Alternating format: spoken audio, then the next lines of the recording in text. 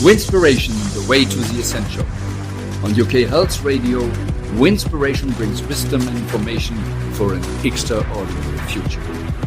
Together, we can shape the world we want to live in. So let's get real and create the idea. Be extraordinary. Hello to another Winspiration episode, and I think it's a kind of special treat what I give you today. I'm in the moment in South Africa.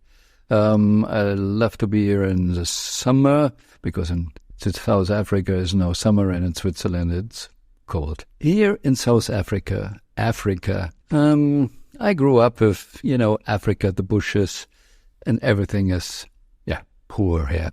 And one friend from Europe asked me, can we do a Zoom? You have Zoom down there? And I answered, maybe. Maybe here I'm in the area of Cape Town, and some people remember here was the first heart surgery done ever on planet Earth. And it is how many years ago? Do you still remember?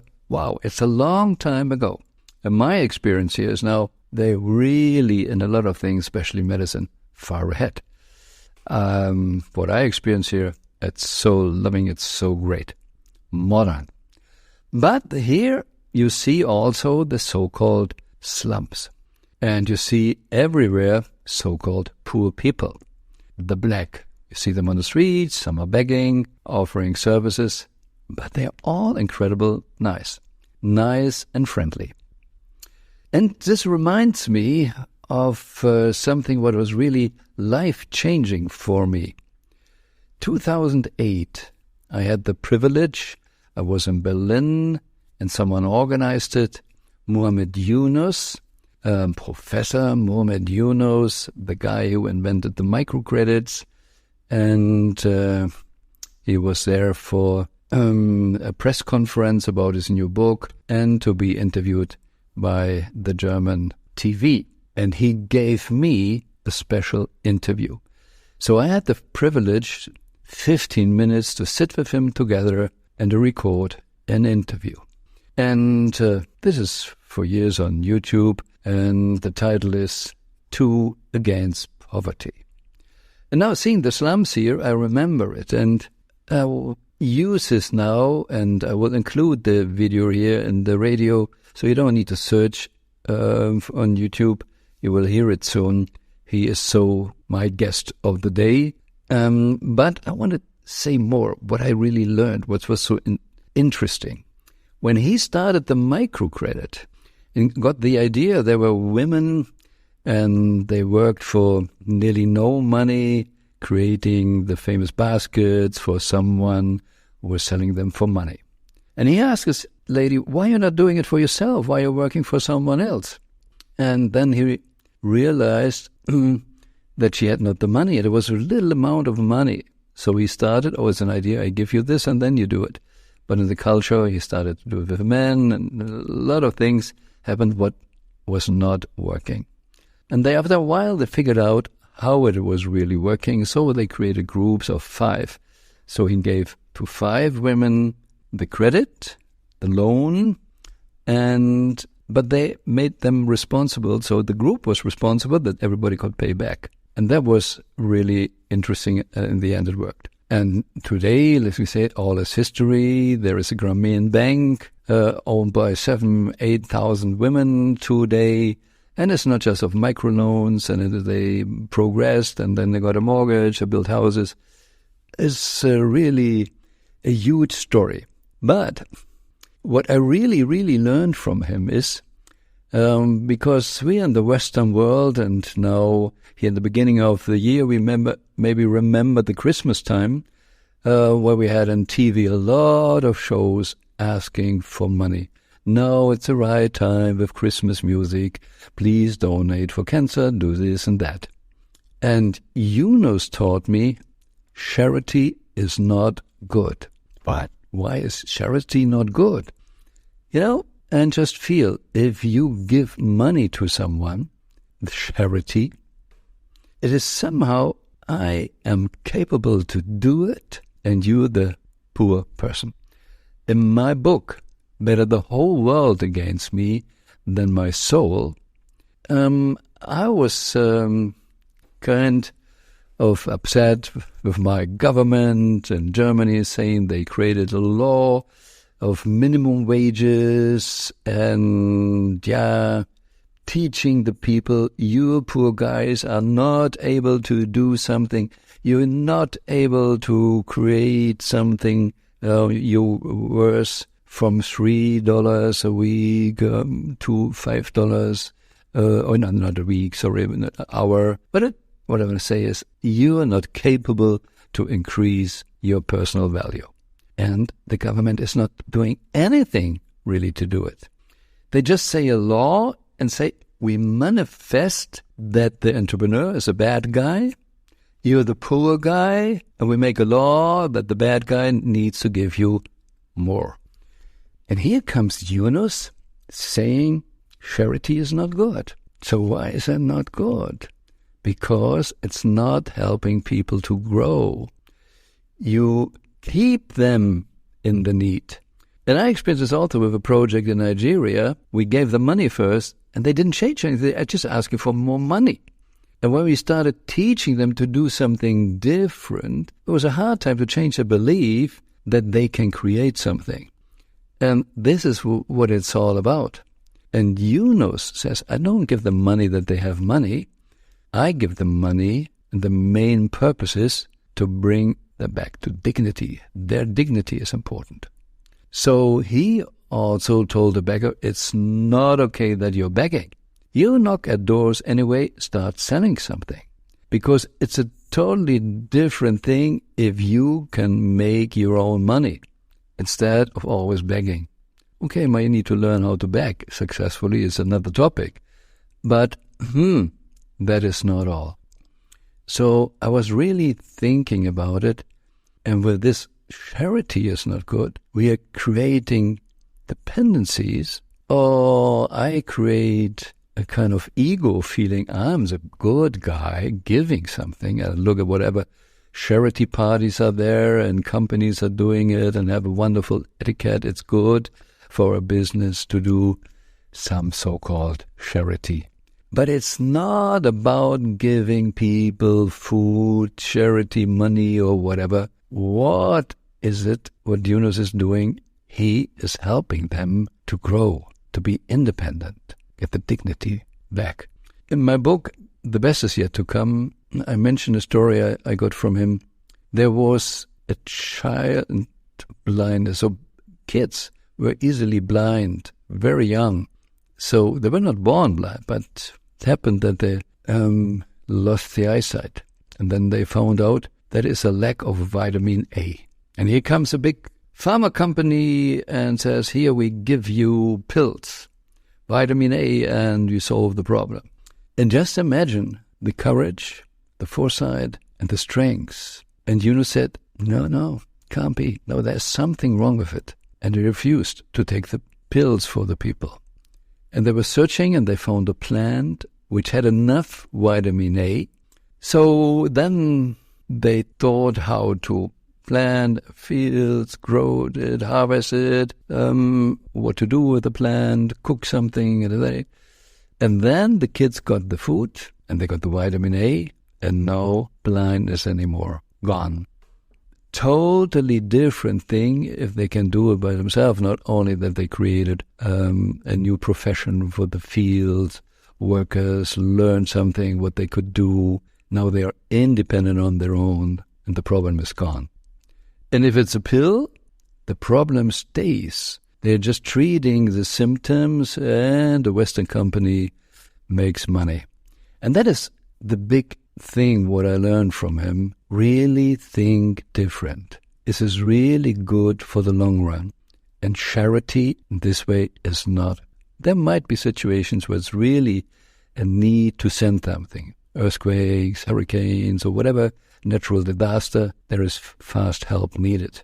But nothing is good what keeps the people poor. And here we come to society system. In this interview, what you soon will hear, I started with a question, and it's really true. A journalist asked me shortly before that, I just brought the book on the market, Millionaire Spirit, so we was talking about millions, how important it is to become a millionaire, because the value of money is decreasing, so a million is nothing really anymore.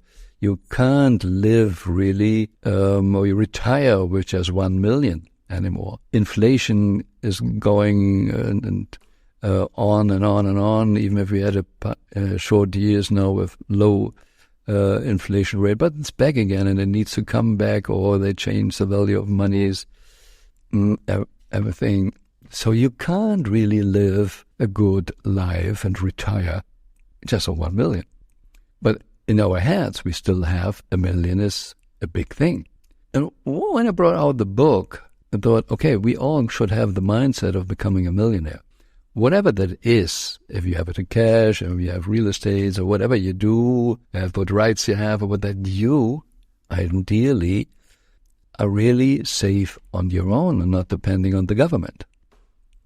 And now the book is on the market, and I get an interview from a journalist, and he asked me, seriously, he asked me that, Mr. Sonnenburg, do you really, really believe everybody should become a millionaire?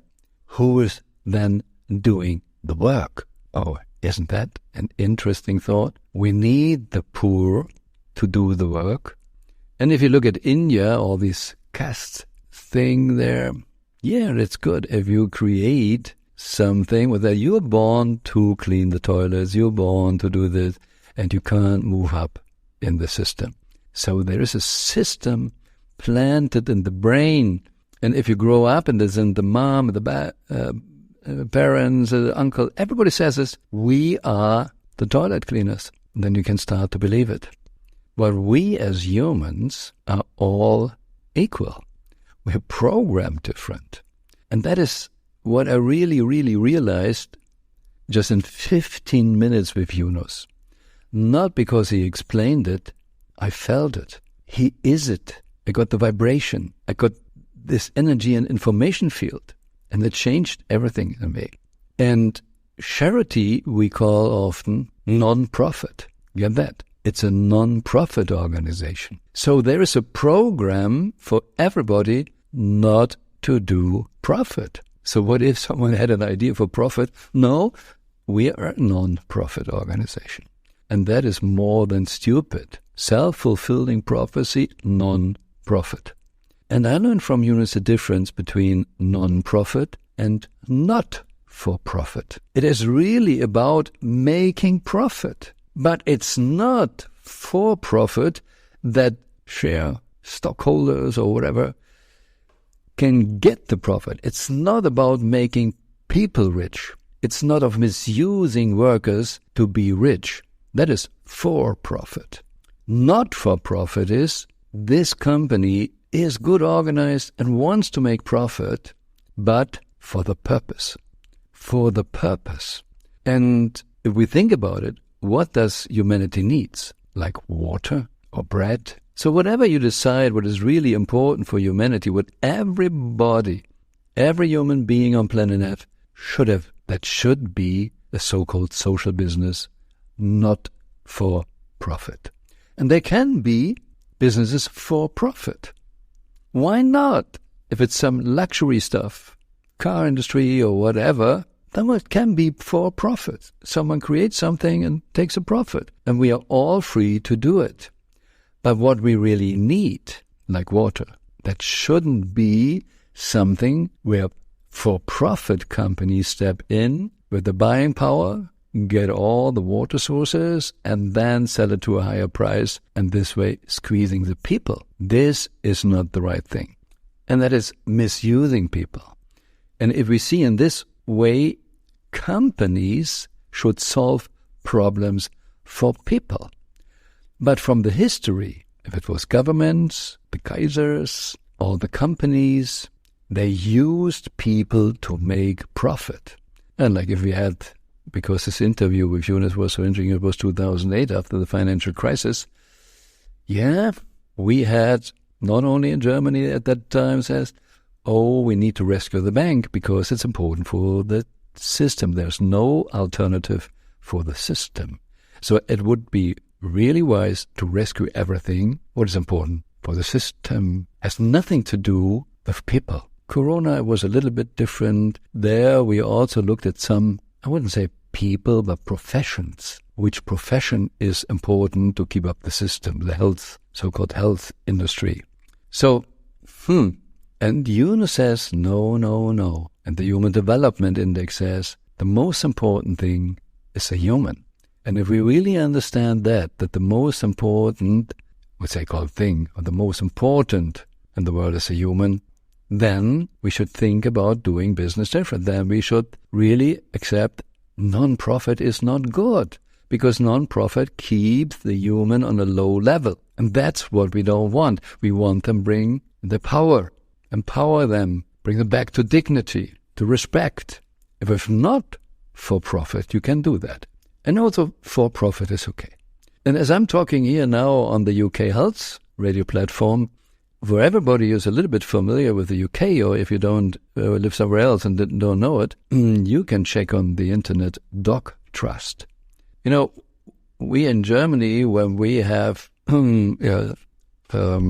dogs which have no owners, or they found other animals, nobody want them, and we have this sad situation just before vacation, a lot of more animals are on the street. The owners left them because they didn't want them to take in vacation with us. So we have those animals and they need a home, and there's so many good people to create a home. And it was so used to thinking this is a charity object, subject.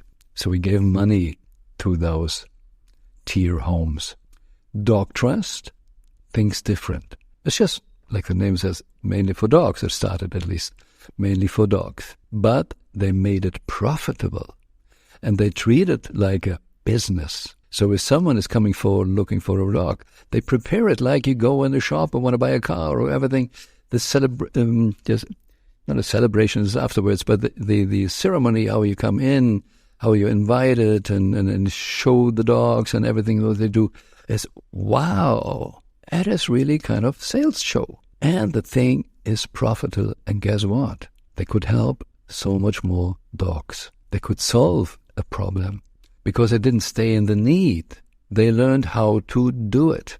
And I wish a lot of politicians could think like that and not misusing so much tax money from people because they are not in creation.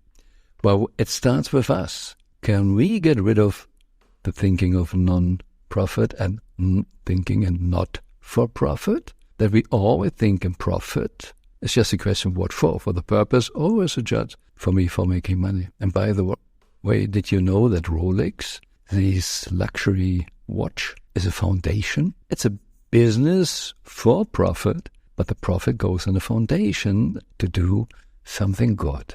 So somehow, even if it's a for-profit business, somehow it's not really for profit. Isn't that interesting? So let's make a short break and then we keep on going, thinking in profit and non-profit.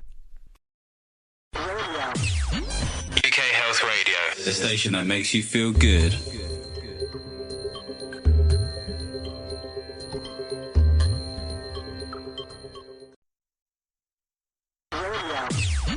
UK Health Radio, the station that makes you feel good.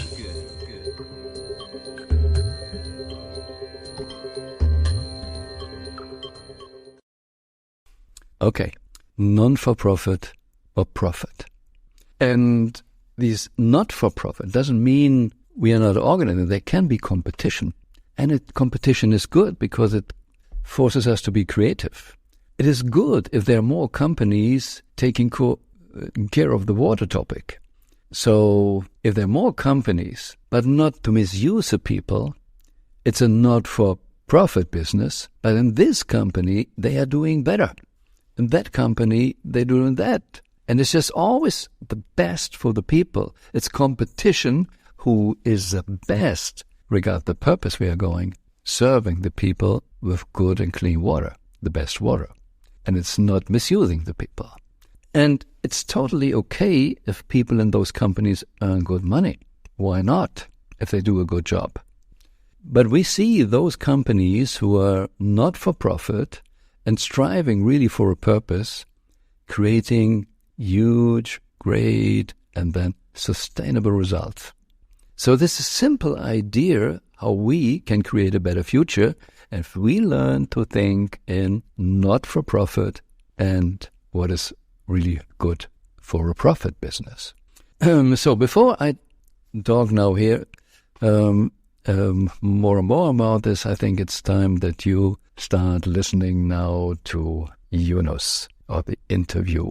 And it is something worth maybe listen twice or 3 times. There's so much value and wisdom in this 15 minutes in that what he is sharing.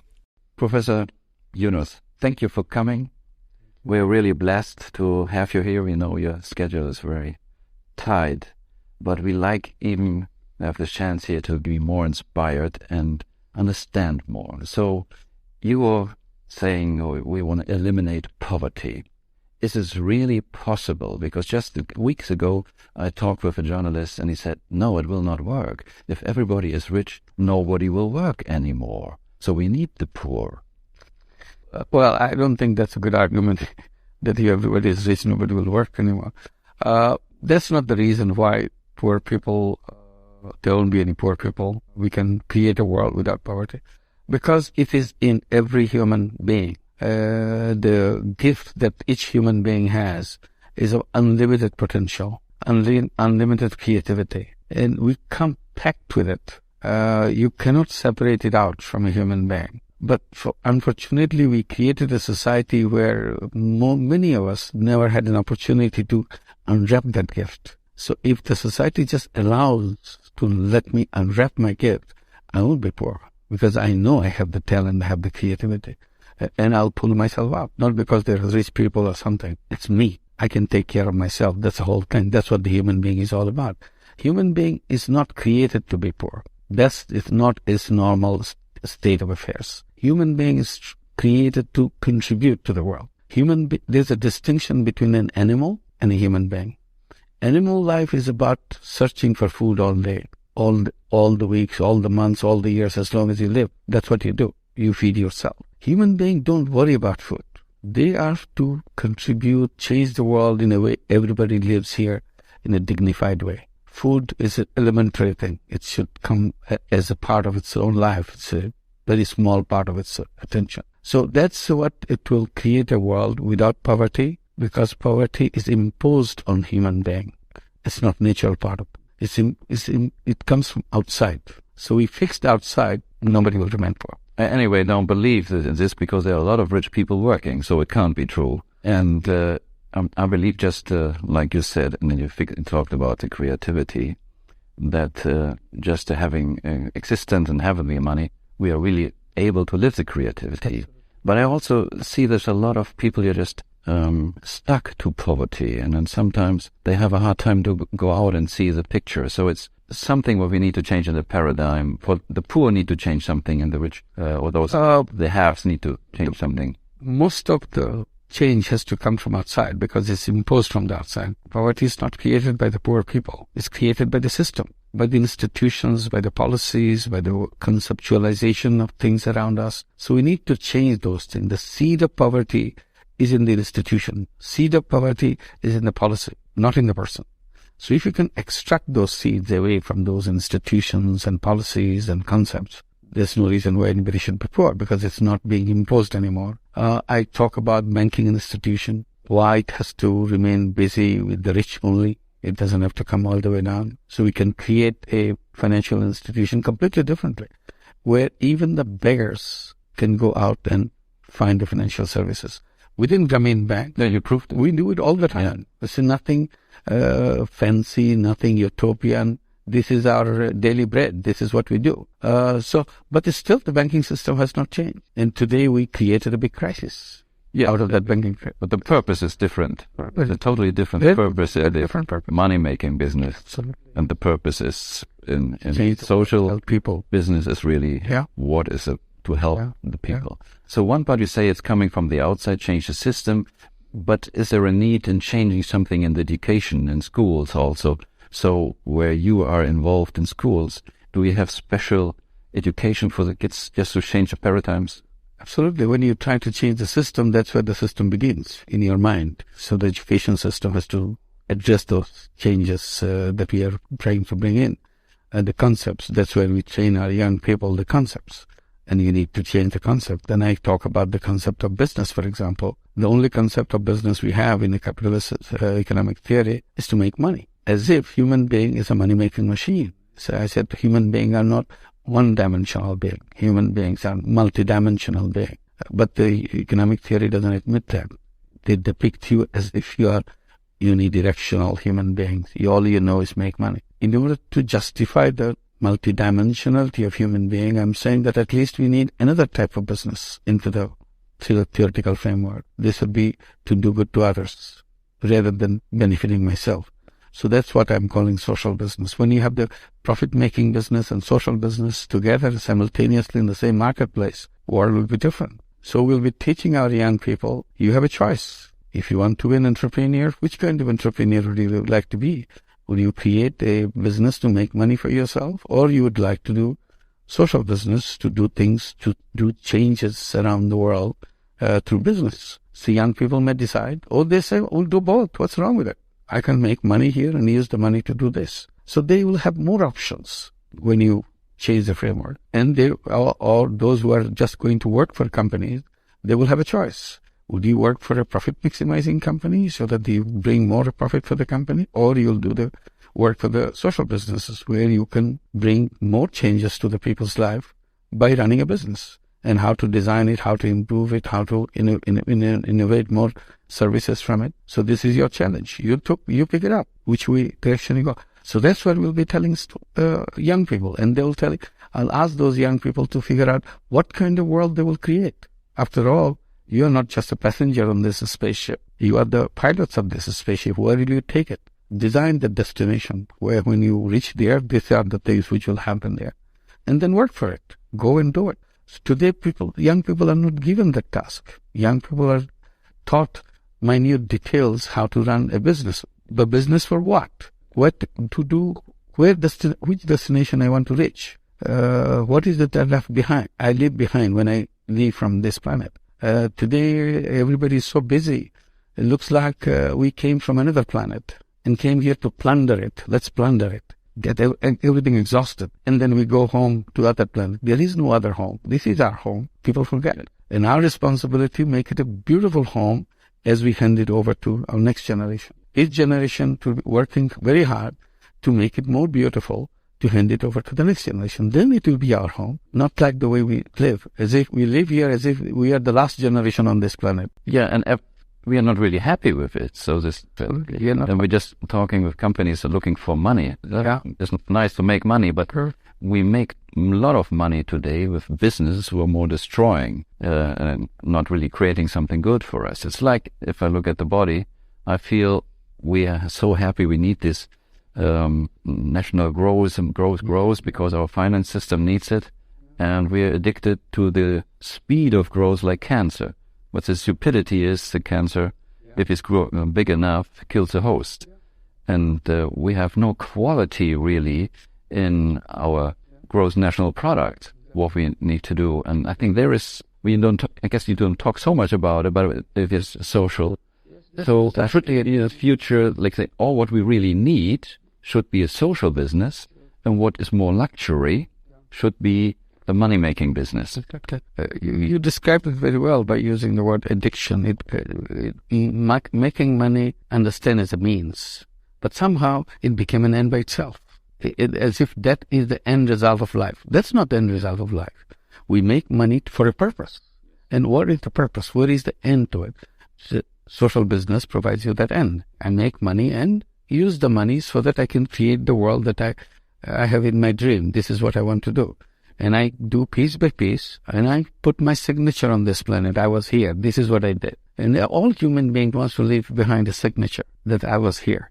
And this is my contribution. Maybe it's a small one, but I did this. Whatever my capacity allowed me, I did my best. This is what I do. If every one of us did that little piece, the world would be such a better place. Today we forgot all of that. As if happiness means what stack of money you're sitting on. Stack of money doesn't give the happiness. Happiness is about what you contribute, what difference you make people's life and to the planet. That's about the happiness. Our young people are not taught that way. Our young people taught that is to have a good education so that you can work for a good company and get a good money. Or you can run a good company and make a lot of money for yourself. To do what? How many cars can you own? How many houses can you buy? Doesn't make sense. So today we have to get out of that narrow interpretation, very, very narrow interpretation of life and economic system. And growth by itself doesn't do anything to me. Growth for a purpose, to go somewhere. Otherwise, why do we need that? So with your bank, you found out it seems like it's easier to get this understanding with women. So it was harder with men. Is there's a reason why it was easier with women? The reason for we focused on women comes from something else. It's a battle that I began with the conventional banks. I was complaining, I was making accusations to them before I began my work that they are wrong by rejecting poor people. They should be paying a lot more attention to the poor people than they do. And then I said, they're also wrong and unjust because they reject women. Even if she is a rich woman, they don't pay any attention. To demonstrate that, I was quoting their numbers. I said, look at your numbers.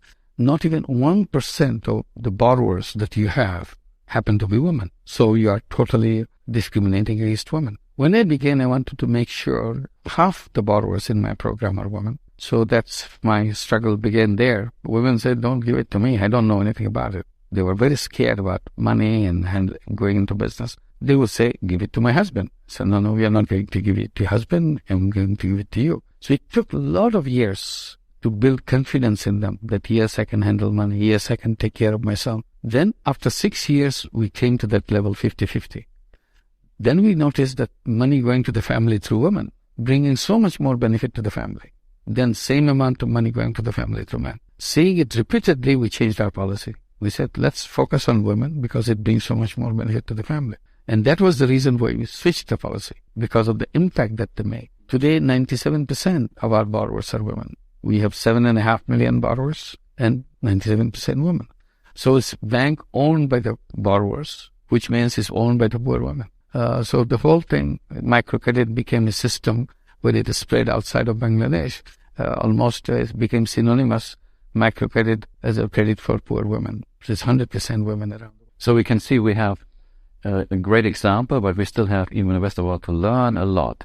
Is there some consultancy? So if someone wants to set up a social business or learn, or is it just the books, or can you contact someone? Yes, always. And say, okay, I want to learn it, and can you support us? Yes, always welcome. Always welcome. We are trying to explain to the people because we feel very strongly this is what is needed to the world. And in many countries, people kind of go into big debate, intellectual debate. Our country is not same as Bangladesh. Our people are not as poor as Bangladesh.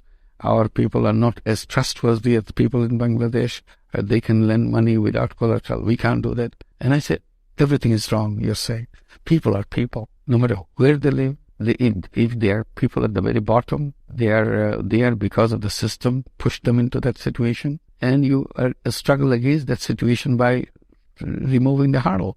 So in case you get into those debates, why don't you invite us? We'll come and set it up for you. What you're doing the debating, we do the real work. And set it up and show you that it works right in your neighborhood, maybe most difficult part of your country. You tell us to go there and do it, and we'll do it. Today we are doing it in many different countries. We do it in Costa Rica, Guatemala, Turkey, Zambia, Tanzania, China, everywhere. So that to demonstrate, to build it up, we call it build, operate, and manage contract. You give us the contract, we deliver it. So you're welcome to do that anytime.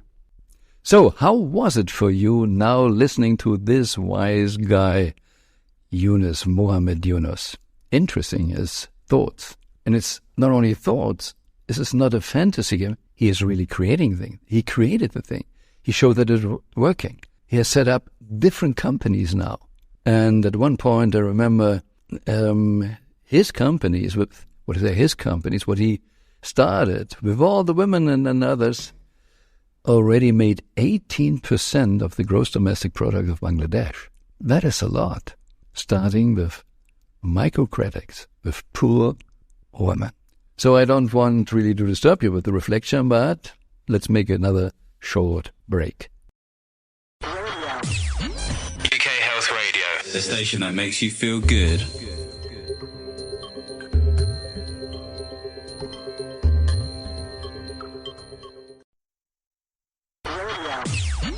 UK Health Radio, the station that makes you feel good.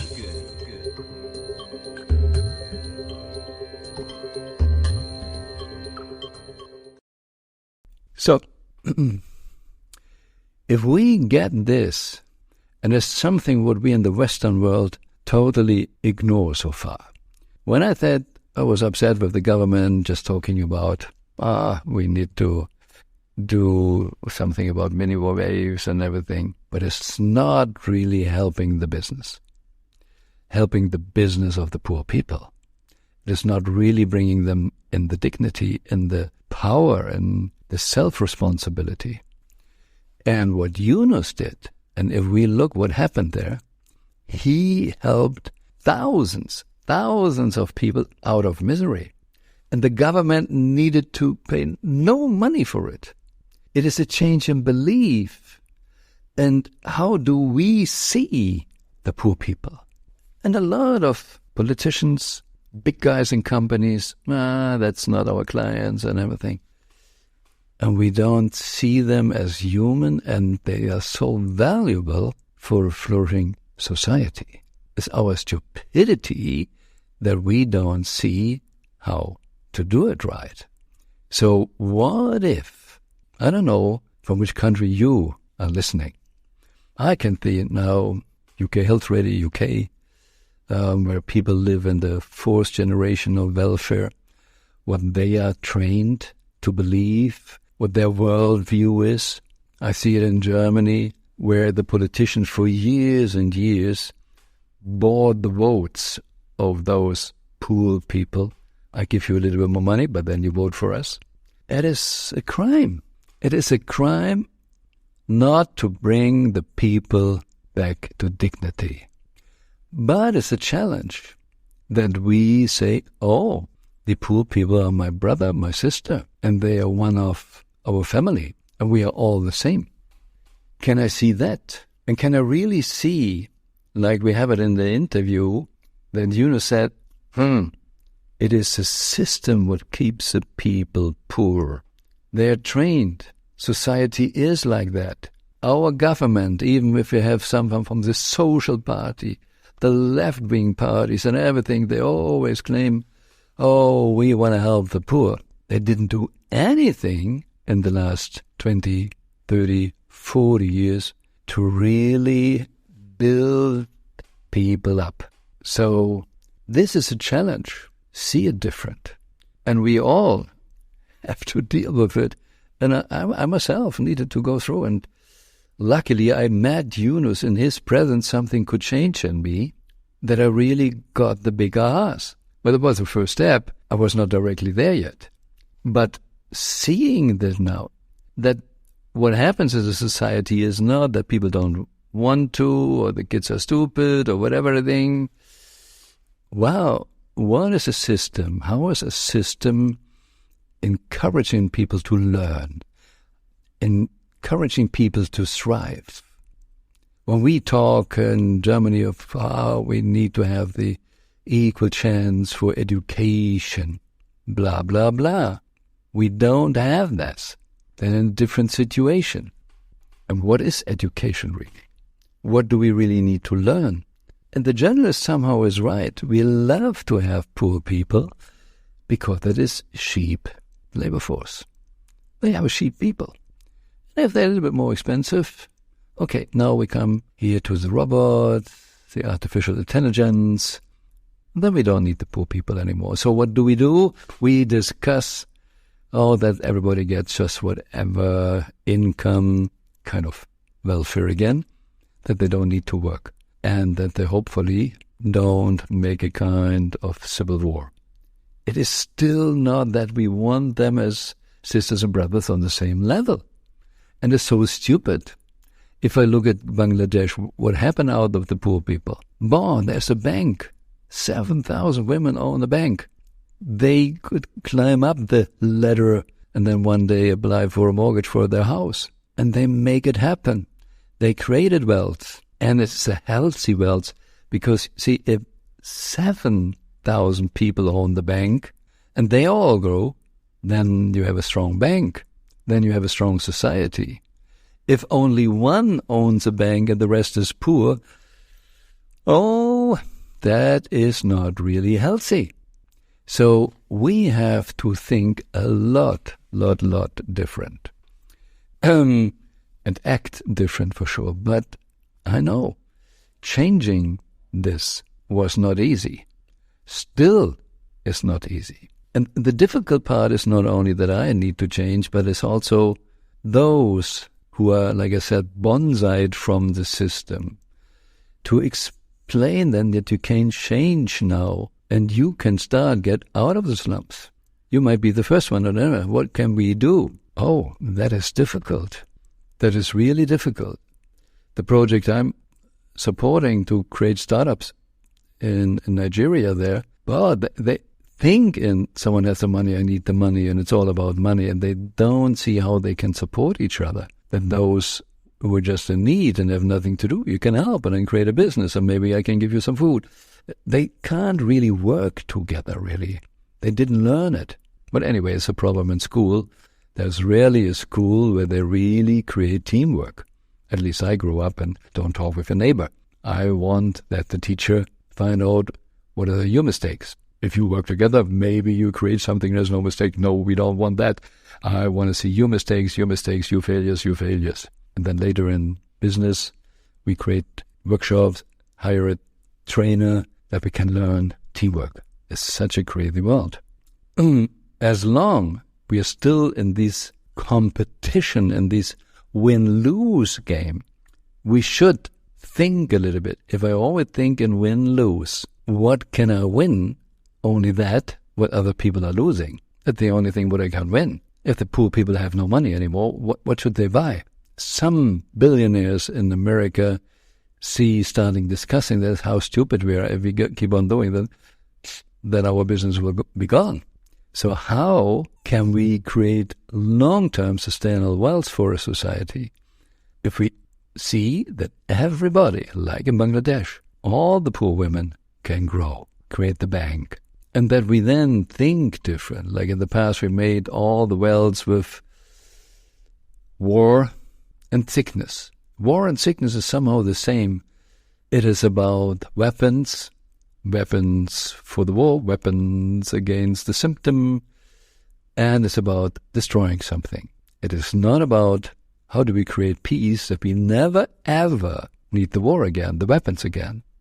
How do we create health, a super immune system that you maybe never need a pill again? That is a totally different thinking. But if we really get this one day, that health, peace, if we strive for that, this is without limit. If I destroy something, I know where the limit is. Only that what I destroy can I destroy. If manage is the only thing we need to cut costs, the best success they can have is the maximum of the cost. But if we really learn to create, then there is no limit. And on planet Earth, the law of polarity duality, where the task is a solution, where the problem is a solution, it is up to us to learn to think different. And that was what I'm so grateful for Yunus. He changed my worldview. Non-profit is not good. It doesn't help me. If I'm high-nose, I can give. It just supports my ego and not my true self and not my creativity. And it keeps the other poor. And they can't contribute really to our overall wealth and better future. So, non-profit, cut it off. For-profit, be careful. Everything is running for money. Money is important, not everything. But always be aware, good business is always about solving problems for people, not misusing people. Money is never, ever really the purpose of a business. It is like, I can't say it often enough, you have a body. Blood is very important that you can live. You need enough for your circulation. You need blood. But the purpose of your life is not collecting blood. More blood, more blood, more blood, more blood, blood. It's crazy. You need to function good, and then the purpose of your life is something totally different. What is it how you serve the world? What is your purpose? What is it how you contribute? What is what you give to the world? What makes you extremely happy? What is your essence, your true nature, your true self, what you want to live? And then you can make a lot of money, not for profit, if you want to bring more purpose in your life. Money is okay to make life comfortable, but the main thing what we need a lot of money for is that we can bring our purpose, more of our purpose in the world. And then you're happy, your happiness is increasing because you get so much more positive feedback. Not just the money, it's the happy eyes you create if you serve the people. And those who are really going for money, you never see the really happy eyes. So, non-profit, pure profit, be careful, can be okay, but most people go for money and selling their soul, and it's totally okay. That's why people at the end of their life regret what they didn't do, because they regret that they didn't live their true self. And the rest is not for profit. But don't be afraid for profit. But good profits, not for profit, is win-win. Just making profit for profit is win-lose. That's not good. And if you on the level of non-profit, you on the level of lose-win or lose-lose. So that is not good. So not for profit is the best for really win-win. And you can have a super good life. And you don't need to steal. That's why today I always challenging people if they go currency trading or whatever thing, what they do. Oh, you can make a lot of money with that. Oh, shit.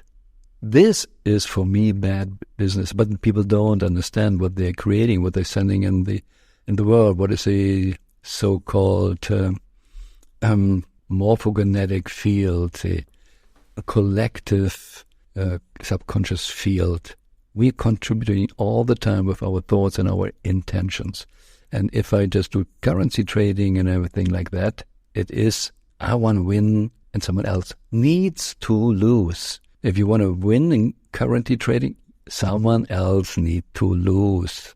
And I recommend stay away from those businesses. And if you believe that it's the only way you can make money, then you're anyway a poor guy, poor in creativity. Because there is not really a lack of money, there's always a lack of ideas. And that is what I strongly also learned, not only from my mentor Bob Proctor, but especially also from Yunus, when he said non-profit is not God. We support them in having no ideas and just give me money.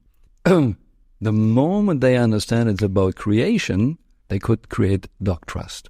And suddenly they have a profitable business and helping thousands from dogs to find a home. And people get a good salary, everything is fine. Everybody is happy.